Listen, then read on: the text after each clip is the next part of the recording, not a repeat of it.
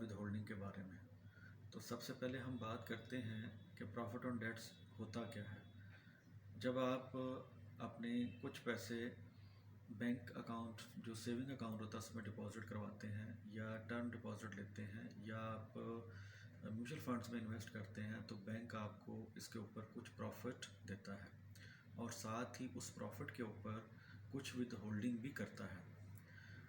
आज से पहले यानी कि ये इनकम टैक्स रिटर्न 2020 से पहले होता ये था कि जितना प्रॉफिट के ऊपर वो विद होल्डिंग करता था वही उसकी टैक्स की अमाउंट भी होती थी।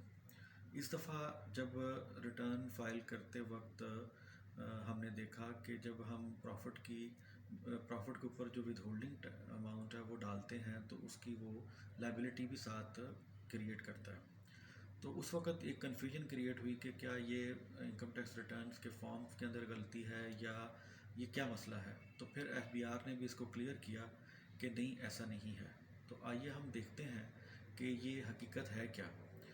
जब ये फाइनेंस एक्ट आया तो उसके अंदर इन्होंने चेंज कर दी और इसका जो रेट था उसको चेंज कर दिया। अब रेट क्या है वो हम देखते हैं। Section 7B income tax ordinance ये बताता है कि प्रॉफिट के ऊपर जो रेट होगा उसका वो 15% होगा।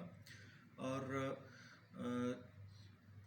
जो इसकी विद होल्डिंग के बारे में है वो सेक्शन 151 डील करता है। वो ये बताता है कि बैंकों को ख़ासतौर पर कि जब आपने प्रॉफिट देना है तो उसके ऊपर आपने विद होल्डिंग टैक्स करनी है 10% के हिसाब से। अब जो 5% का डिफरेंस रह गया ये आप लोगों ने रिटर्न के साथ डिपॉजिट करवाना है, यानी आपका जो टैक्स होगा वो 15% के हिसाब से कैलकुलेट होगा और आपकी जो विद होल्डिंग हुई होगी वो 10% के हिसाब से होगी। और आप जब अपनी रिटर्न फाइल करेंगे तो जो डिफरेंशियल अमाउंट होगी 5% वो आप रिटर्न के साथ डिपॉजिट करवाएंगे तो आप अपनी रिटर्न को जमा करवा सकें। इसके अलावा इसके अंदर एक और चेंज कर दी गई है, वो ये है कि इसको फाइनल टैक्स से निकाल कर मिनिमम टैक्स में शामिल कर दिया गया है।